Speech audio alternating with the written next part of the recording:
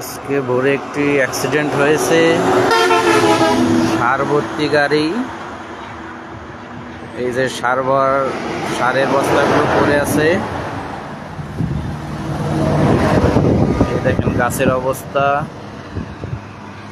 ওই যে দেখেন গাছের অবস্থা কি। গাড়ি অ্যাক্সিডেন্ট হয়েছে, ড্রাইভার ঘুমাই গেছিল, জায়গায় মারা গেছে, হেল্পার বেঁচে আছে। ওই যে বস্তা গাছের উপর বাইধে আছে, সারের বস্তা। এই যে বস্তা,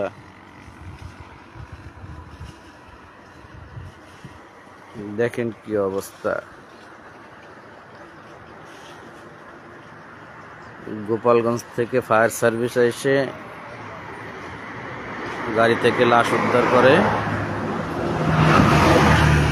এই যে রক্তমাখা বিশ্ব রোড।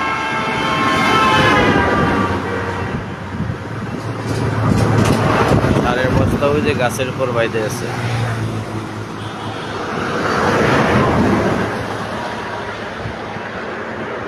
গাড়ি উদ্ধার হয়ে গেছে।